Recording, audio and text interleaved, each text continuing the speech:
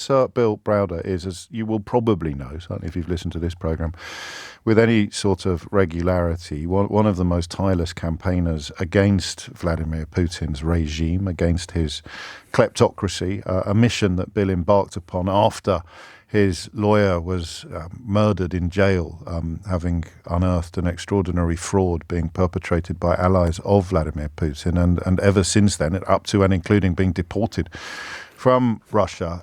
Bill has been working with running the Magnitsky Foundation in pursuit, well, originally of Russian malfeasance, but latterly the whole world. And before we get on to the Russian question, I was thinking earlier of one of the Magnitsky laureates. I was thinking of Maria Ressa, actually, from the Philippines, who possibly we didn't pay, we very loosely as a population, not you and me, didn't pay enough attention to when she talked about the role that social media was playing in turning everything upside down.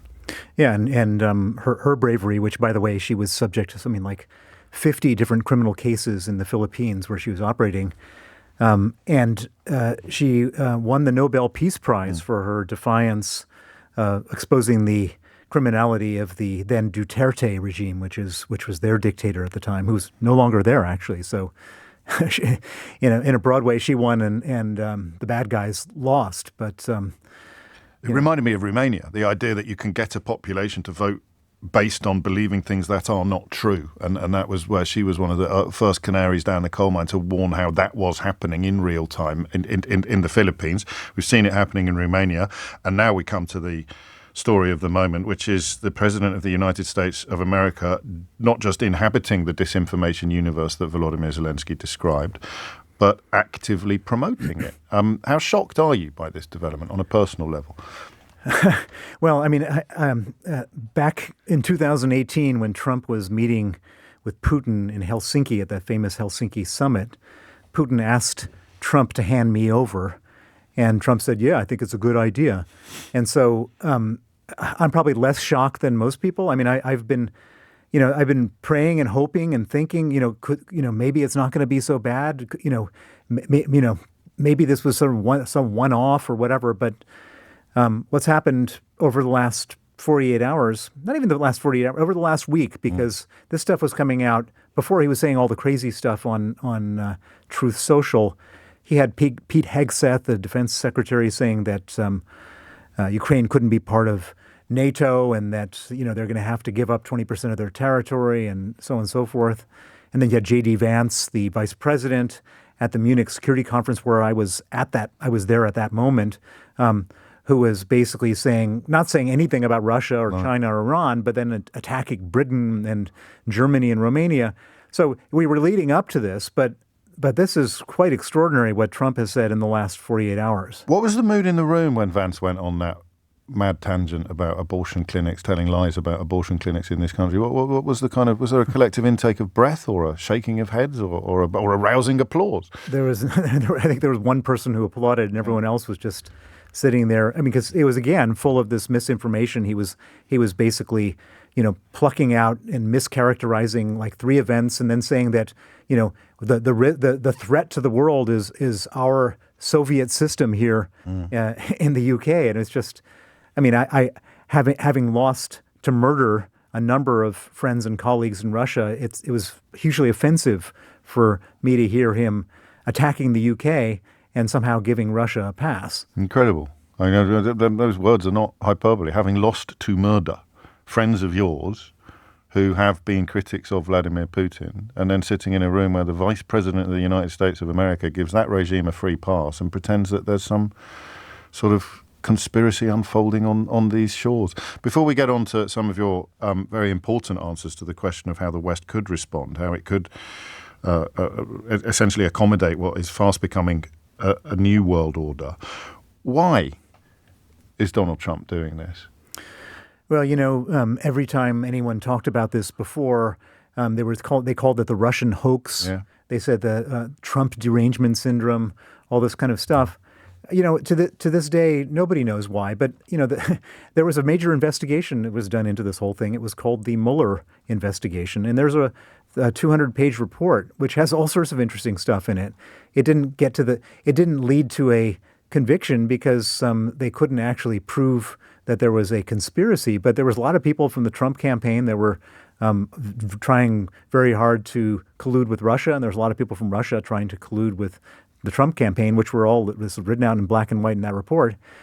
They were never able to find the smoking gun where they had connected. But who knows? It could be. In the most generous terms, maybe Trump is trying to restructure global relations and turn, Russia against China. That's the most generous explanation. A less generous explanation is that, Trump wants to do some business, in some way with Putin. I don't think at this point it matters why he's doing it. What matters right now is that he's doing it. Yes. And what matters is how do we respond to what he's doing? And I think that is the critical question of the moment.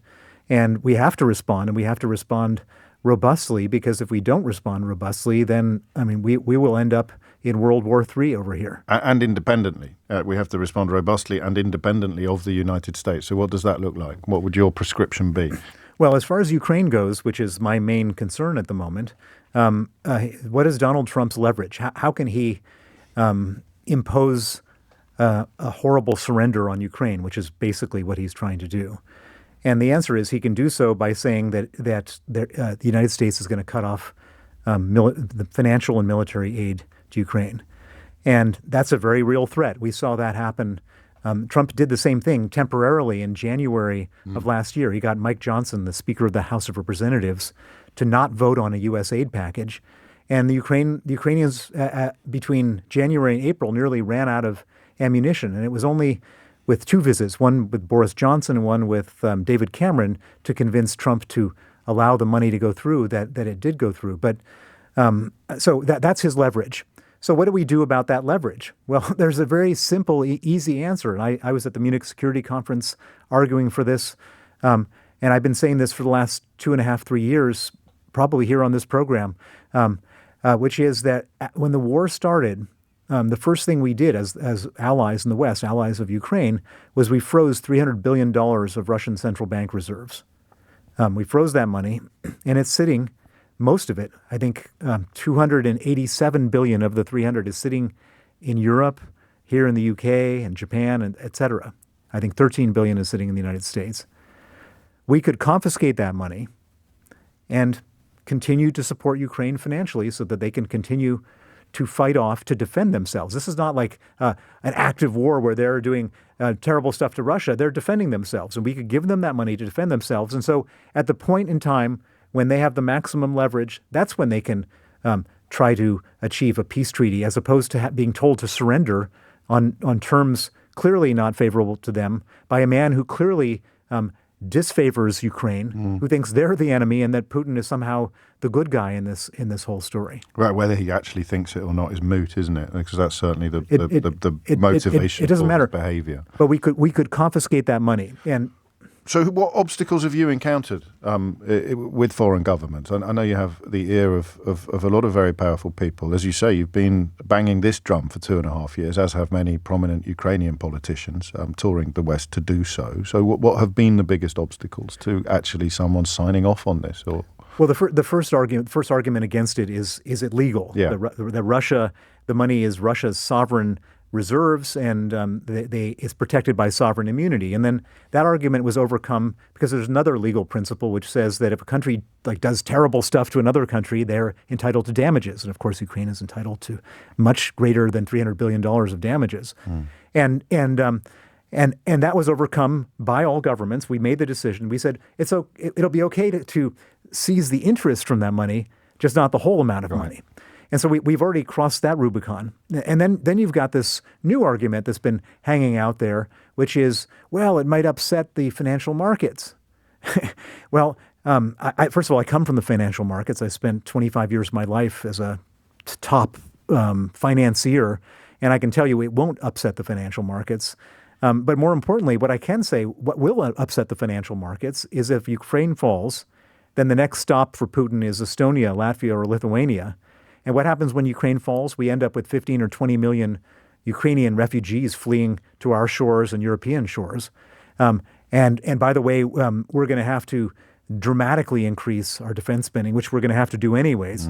And so I think it's an absurdity. Not at this point in time, we need to take that money. And I think that we're getting there. I met with 7 European foreign ministers at the Munich Security Conference. Every single one of them said, we have to do this. We have to do this now. And that was before the latest intervention. That was before. From Donald Trump. And so the major bottleneck now is that there's an election going on in Germany. Germany is the most important country in the European Union. And we need a new chancellor in Germany, and we're going to get a new chancellor in Germany. And the new chancellor will most likely be the Christian Democrat. His name is Merz.